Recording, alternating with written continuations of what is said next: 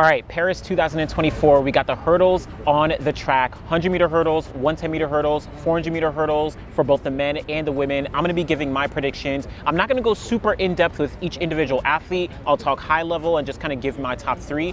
And definitely check out the videos I've already done on the women's 100-meter dash, men's 100-meter dash, as well as the men's and the women's 200s and the 400s. Already dove into all those, but let's dive into those hurdles. And probably the most competitive event on the track across the board is the women's 100-meter hurdles. And I'm being honest when I tell you that you can pick a top three in this event, but those could be the bottom three, where it's entirely wide open. So many women are extremely competitive. So many women are in this conversation. There are some who have more experience than others. There are some who are faster than others on the clock, but let's dive into my predictions. And I'm just gonna go kind of top three, and I'm gonna give you all my women in the final. First off, I have Jasmine Camacho-Quinn getting the win here. She has a season's best this year of 12.39 seconds, personal best of 12.26 seconds, which she had run all the way back in 2021 at the Tokyo Olympic Games. She ran that in the semifinals to break the Olympic record, but she is the defending Olympic champion. And the thing about Jasmine is that,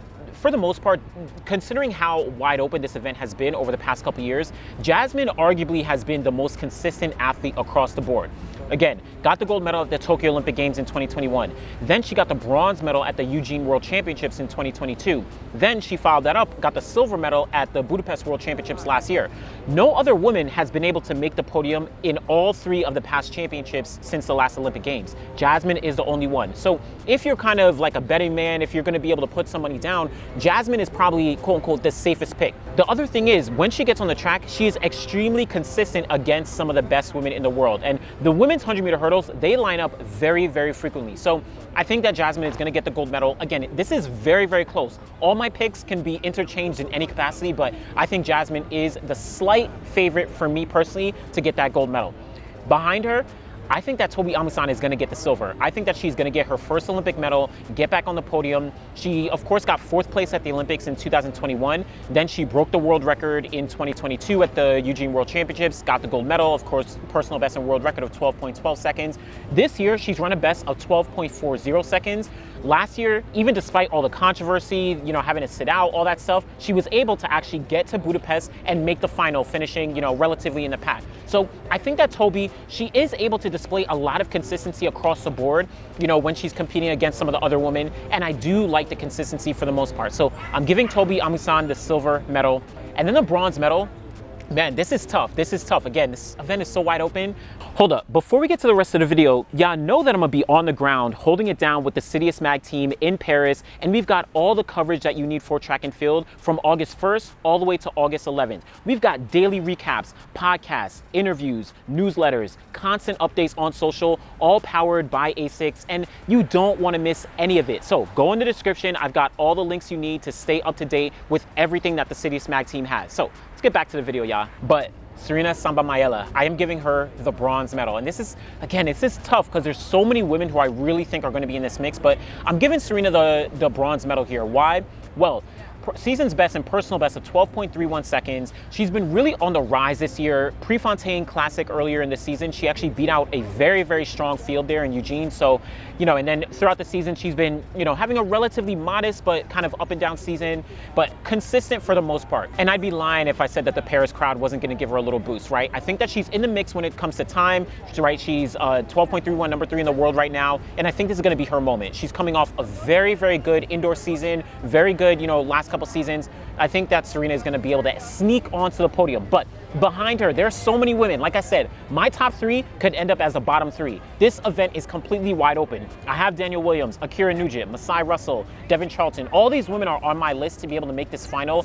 But Jasmine, Tobi, Serena, that's my top three for the women's 100-meter hurdles. On the men's side, men's 110-meter hurdles, this is a little tricky because there's a lot of guys who have experience. There's like a lot of guys who are in the conversation who maybe haven't run as fast, but like I said, they have some experience from past championships as well as Olympics.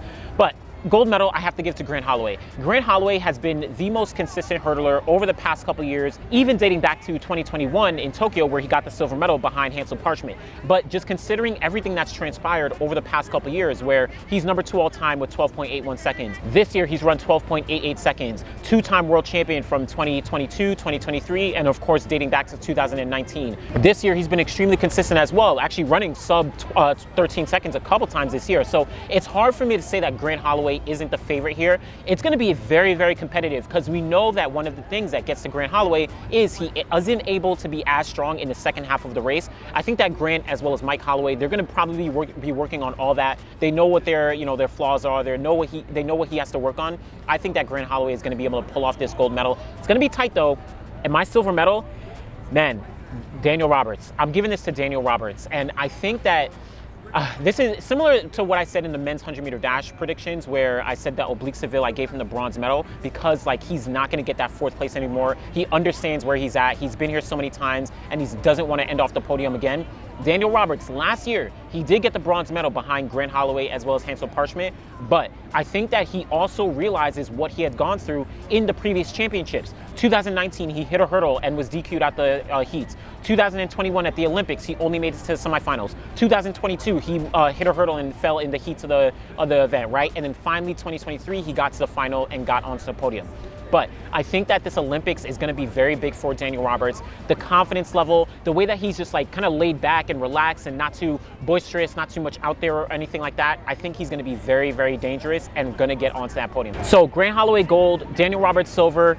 For the bronze medal, whew, I went back and forth on this a couple times, but I'm giving it to Rashid Broadbell. I think that he is finally going to do it. We've seen it happen so many times where 2022, he wasn't able to get through the rounds. 2023, he hits a hurdle, wasn't able to get through the rounds.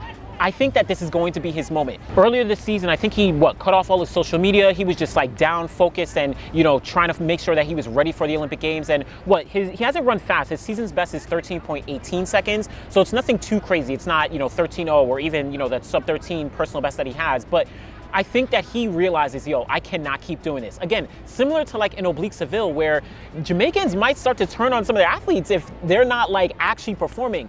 Broadbell is one of the great athletes of this generation right now when talking about the hurdles, but he hasn't been able to deliver yet. I think he understands that pressure, and I think he's going to be able to deliver now. Now, I could be completely wrong, but I don't know. There's a level of trust that I do have in Broadbell that he's going to be able to get on the podium and really deliver here. And to a degree, this is kind of a changing of the guards where, I don't have, Hansel Parchment on the podium. My 4th place, I do have Freddie Crittenden. Man, this hurts because, man, I love Freddie Crittenden. He is one of the guys. He ran extremely fast this year. Personal best of 12.93 seconds right at the Olympic trials. He just gave birth to, his first child. Huge shout outs to Freddie. But man, I just think it's going to be so close. This is like splitting hairs. I'm going to be honest. I really have Grant Holloway as the favorite. And then between Daniel, Rashid, Freddie, I think it's going to be so close. And even behind them where I have Sasha Zoya from France, I think that energy from the crowd is really going to bring him over to be in the mix and be in the conversation. But then I have Izumiya from Japan. He's also a very, very strong threat. He's young. He's been growing. 13.10 personal season's best, 13.04 personal best in that mix there. Hansel Parchment, I don't have on the podium. I think, man, it's tough because, he's been the most consistent hurdler, arguably, since, 2012? That was the first time he got onto the podium, 2015, 2021. He's been on the podium so many different times, but I think that this is just going to be the one that he, unfortunately, doesn't make it in. This is going to be, maybe his last Olympics. We'll see. Definitely check out the interview that, I did with CITIUS MAG while I was down in Jamaica with Hansel. Hansel's an amazing athlete, and he's going to go down as one of the greatest hurdlers of all time. But that's my podium. Grant Holloway, Daniel Roberts, Rashid Broadbell. Listen, all you other guys who I didn't put on the podium, prove me wrong. Shout out to all y'all. But let's talk about the 400-meter hurdles. On the men's side, I think this is pretty clear-cut in terms of who the top 3 is. Now, the order can be debated, right? We have Karsten Warholm, Rai Benjamin, we have Alison Dos Santos. For the gold medal, I'm going with Rai Benjamin. I think that Rai Benjamin is in a different place this year, and he's shown that he can be extremely consistent and he does not want to lose gold. He does not want to lose gold. Warholm has gold multiple times. Dos Santos has gold from 2022. Rai Benjamin is the only one who does not have that gold medal, right? 46 46.46 seconds this year to hold the world lead. He beat out Karsten Warholm at the Eugene Diamond League last year. He then came to the Monaco Diamond League this year, where it was all the big three for the first time outside of a global championships. And we saw Rai get the win over Warholm and Dos Santos. I think that Rai Benjamin understands that this is his moment. He says that he is healthy. He says that he is ready. I think 2022, he was a little bit banged up and injured. 2023, similar thing. He was maybe a little bit banged up and injured. 2021, he was healthy. Obviously, that led to the legendary race, right? Personal best of 46.17. But I think that this is his year. Just going on paper, just going on base, you know, kind of that feeling that I have and what I've seen from Rai Benjamin, I think that this is his year to get the gold medal. But it's going to be very, very close. Very, very close. And I have Karsten Warholm getting that silver medal. Season's best this year, 46.70 seconds, right? Which was crazy because that's a former world record before the Tokyo Olympic Games, right? That was the one he broke. Well, he ran that time and then, you know, previously breaking Kevin Young's world record of 46.78. But I think that Karsten Warholm is going to get that silver medal. He's shown enough consistency where it's like, Rai Benjamin is just a tick ahead, but Karsten Warholm is remaining kind of in that second place realm. The thing about Warholm this year is that he's lost a couple times. He's actually lost most of his races to the big three, where Alisson Dos Santos, I think he took him out at the Oslo Diamond League, and then Rai Benjamin took him out at the Monaco Diamond League. So Warholm is kind of like, I don't know, I don't want to say like losing a bit of it, but he's still in the mix. He's still running 46s. It's just that I think Rai Benjamin is going to get the slight best of him in this race. And we might see a replica of Tokyo, but bronze medal, of course I'm giving it to Alisson Dos Santos. I think at the top of the year, I would have given Alisson maybe the slight favorite edge, but then as we've seen the season progress, and then most notably at the Monaco Diamond League, where all three of them went head to head, you know, Alisson Dos Santos only hit 47 seconds, right? 47.1 or whatever it was, where, you know, he's slightly taking a step back. He followed that up at the London Diamond League, also again, getting the win, running 47 low, but I think that he's just taken maybe a step back behind Benjamin as well as Karsten Warholm. So that's my only kind of like little thing there, where I think Dos Santos is a little step back, but Rai Benjamin, Karsten Warholm, and then Alisson Dos Santos, 1, 2, 3. But in terms of times for this men's 400 meter hurdles, I actually think that we are in store for a world record. I think that world record of 45.94 seconds by Warholm in Tokyo, I think that's going to go down. And I think both Rai Benjamin and Karsten Warholm are both going to go under it. I don't think, just based on what we've seen recently, that Alisson Dos Santos is going to get down there. He might get down to his personal best of 46.2, but I do think that Rai Benjamin and Karsten Warholm are going to surpass that world record. Listen, it is the Olympic Games. This is a high pressure. This is it. I think it's going to go down, but we're going to see. We're going to see how that plays out. And then a couple other guys, right? Malik James King from Jamaica, he's been showing some great consistency. In all the Diamond League races and all these races with the big three or with Alisson Dos Santos, he's been kind of coming up just behind. Not close, but at least behind the big three, or, you know, relatively in second place or third place, so whatever it is. So I like Malik James King. Kyron McMaster, he hasn't hit some of those really fast times that he did last year to get the silver medal. He is the 4th place finisher from Tokyo 2021, so he's of course going to be in the mix, and then a bunch of other guys all behind them. So it's a men's 400 meter hurdles. Finish off women's 400 meter hurdles. Of course, we have a big two, and then it's pretty wide open behind all of them. And man, this is going to be tough because I would be honest, I have some favorites in this race that I want to see get on the podium. But let's start off at the top. Sydney McLaughlin-Levrone, she is a clear favorite. In my opinion, she's a clear favorite. Check out the video I did on Femke Bowl after she ran 50.95 seconds and why I still think that Sydney McLaughlin-Levrone is still the favorite. Sydney has a world record, 50.65 seconds. She has a previous world record at 50.68. Yes, Femke ran the 50.95 this year, and she followed up in London running 51.3. So I think that she's proven herself that, yeah, I can get into that 50-second range, but I don't think that's going to be at Sydney's level. Sydney is going to be the gold medal favorite, and assuming everything just goes to form, no hurdles hit, which could happen to anybody, Sydney's going to get the gold. But it's going to be a very fast race. I'm looking at maybe 50.3 to 49.9. I don't think, again, we're going to see like 49.7 or 40. I don't think that's going to happen. If anything, we'll see something like 50.3 or 50.2 seconds. That's my prediction for the gold medal. I think that Femke Bol, of course, is going to get the silver medal. I think that she could run in the 50.7 to 50.6 range. That's going to be my prediction in terms of the time. Those two are going to be well clear of the field. Behind them, this is where things are going to get really tough. And I'm looking at two different women, Rochelle Clayton and Anna Cockrell.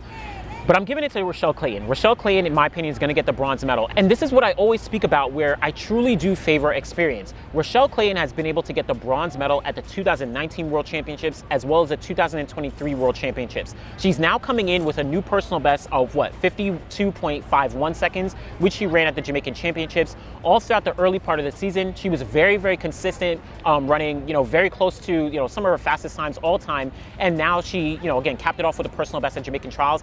I think that she's going to get the bronze medal. Just that consistency, that experience, right? Having been here before and having gotten onto the podium before, that's going to give her the little bit of an edge for me over Anna Cockrell. And I'll be completely honest, I want Anna Cockrell to get on the podium. She's one of my favorite athletes competing right now. She has an amazing story coming out of USC, in 2021, made the Olympic team there, made the final there. She, made the World Championship team in 2023, made the final there, ran personal best. She's been extremely consistent, has a personal best this year of 52.64, which she ran at the Olympic trials. But I just think it's going to be a slight edge. I'm giving that edge to Rochelle Clayton because of the experience. It's hard for me to bet against experience unless you're like a generational talent, or unless you're, for example, like someone like Shane Thompson in the 100. I'm going to put him on the podium because he has so much talent, even though he doesn't have the experience. But for me here, I have Rochelle Clayton getting the bronze, Anna Cockrell getting the fourth place just by an edge, and then Geneve Russell, Adekoya. There's so many women who are going to be behind them.